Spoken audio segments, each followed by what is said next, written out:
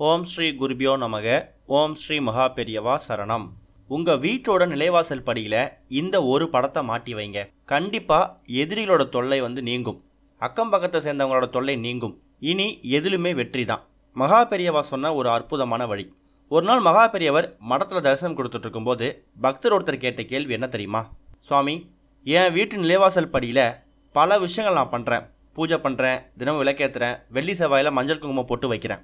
இருந்தாலும் என் வீட்டில் கெட்ட சக்திகள் நுழையாமல் இருக்கிறதுக்கு, எதிரிகள் நுழையாமல் இருக்கிறதுக்கு நான் என்ன செய்யணும்? அதுக்கு எதுவும் வழி இருக்கான்னு கேட்டாங்க.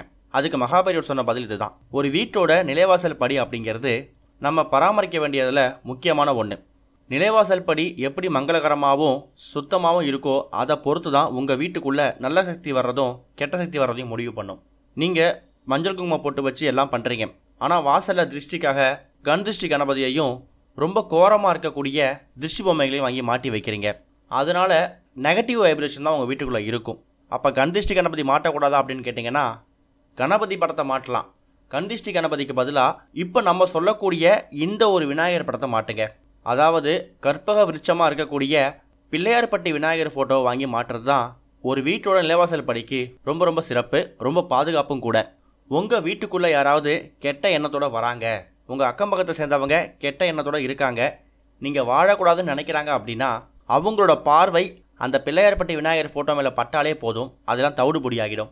தேவையில்லாத கண் திருஷ்டி கூட உங்கள் வீட்டுக்குள்ளே நெருங்காது. ரொம்ப பெரிய சைஸில் மாட்டணும் கூட அவசியம் இல்லை.